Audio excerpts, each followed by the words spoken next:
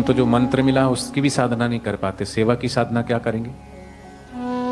सेवा कहते हैं सेवक फल मांगे नहीं, करे सेवा दिन रात, कहे कबीरता दास पर फिर कोई कोई विरला ही कर पाता है। और उत्तम सेवक तो सेवा खोज लेता है, मध्यम कहने पे करता है और कनिष्ठ कहने पर भी टाल मटोल करता है, और कनिष्ठ तक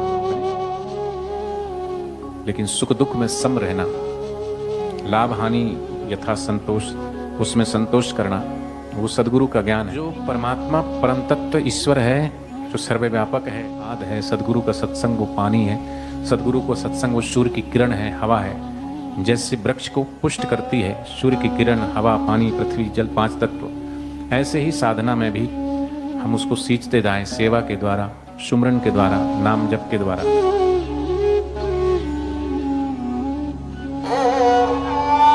एक साधक भी नहीं था, एक गुरु के पास कोई आया और गुरु के चरणों में शीश झुकाया और शीश झुका करके प्रार्थना की कि मुझे कोई आज्ञा करें, कोई मंत्र दें, दीक्षा दें। तो गुरु ने दीक्षा भी नहीं दी, सिर्फ आज्ञा की कि जाओ वो झाड़ू उठाओ और सफाई में लग जाओ। उसने उतनी ही आज्ञा मान करके झाड़ू उठाई और नियम बन गया उसका, क्योंकि मंत्र मूलम गुरु वाक्यम, गुरु जी ने कहा, जो कहा वो सेवा ही दीक्षा समझ के और सेवा ही साधना समझ के लग गया। हम तो जो मंत्र मिला उसकी भी साधना नहीं कर पाते, सेवा की साधना क्या करेंगे। सेवा कहते हैं सेवक फल मांगे नहीं, करे सेवा दिन रात, कहे कबीरता दास पर फिर काल करे नहीं घात। और सेवा कोई कोई विरला ही कर पाता है। और उत्तम सेवक तो सेवा खोज लेता है, मध्यम कहने पे करता है और कनिष्ठ कहने पर भी टाल मटोल करता है, और कनिष्ठ तो करता ही नहीं। इसलिए उत्तम शिष्य कहते हैं वो है जैसे ज्वलनशील पदार्थ होता है, दूर से ही उसकी भास को ही पकड़ करके और चिपट जाता है, ऐसे उत्तम शिष्य गुरु की संकेत को पकड़ करके और जुड़ जाता है।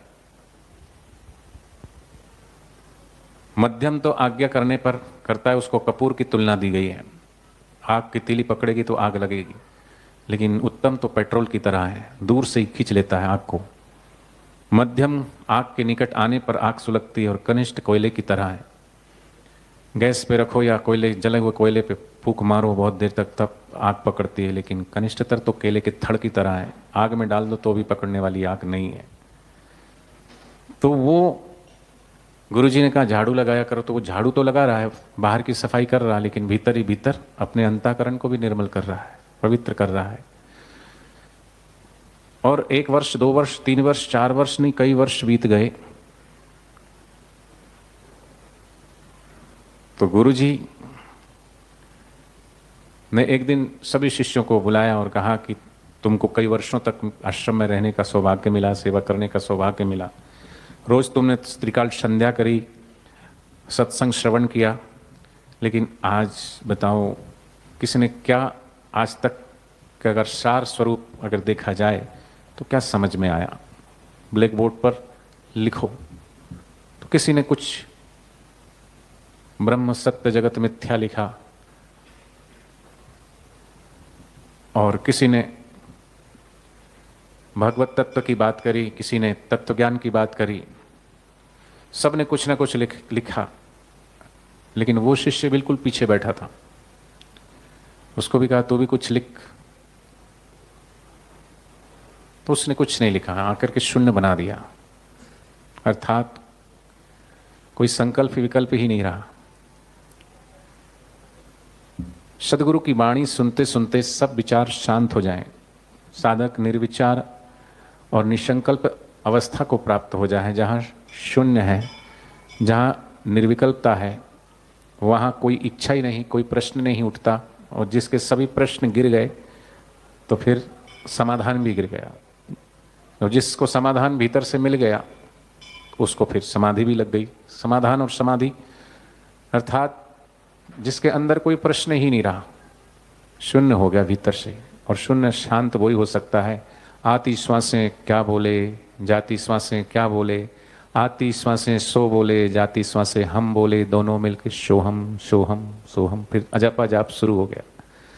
तो वो अजपा जाप में ठहरता था, क्योंकि उसको और कोई विचार आता ही नहीं था कि गुरुजी ने कहा आश्रम की झाड़ू बुहारी करनी है। आश्रम पे गुरुद्वार की जो सेवा मिली है ना, वो सेवा, कोई सेवा बड़ी और कोई सेवा छोटी नहीं है।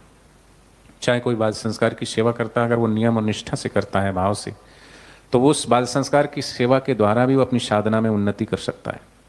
कोई अगर ऋषि प्रसाद की सेवा करता है तो वो सेवा की जरूरत गुरुदेव को है, इसलिए सोच के नहीं करना है, वो तो हमें अपने कल्याण के लिए, हमें अपने अंतःकरण को निर्मल करने के लिए सेवा करनी है, निष्काम कर्म करना है।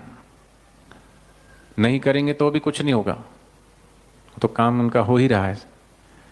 संतों के कारज हरि आप सवारी,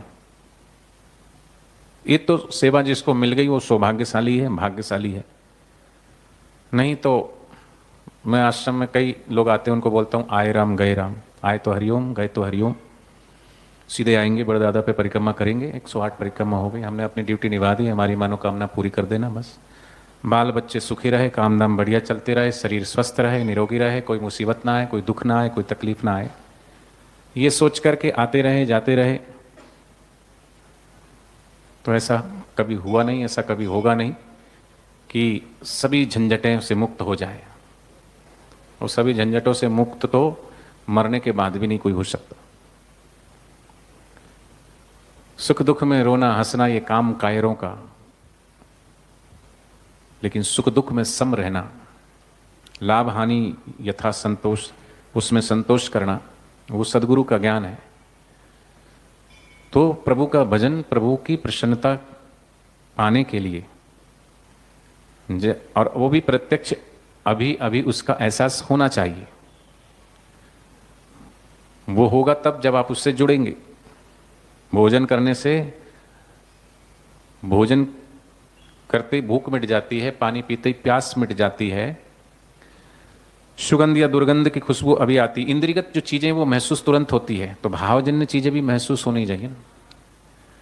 और भावजन्य से ऊंचा जो सुख है आनंद का, वो आनंद भीतर से आने लगे तो समझना प्रभु का आगमन हमारे हृदय में होने लगा। तो उसकी प्रसन्नता पाने के लिए ही, इसलिए कहा गुरु कृपा ही केवलम शिष्यस्य परम मंगलम। तो गुरु कृपा को क्यों महत्व दिया गया है? क्योंकि सहजो कारज संसार को गुरुबिन होत नाही। सहजोबाई ने कहा कि संसार का प्रत्येक कार्य जो हम कर रहे हैं उसके लिए भी किसी न किसी से हमें सीखना पड़ा है।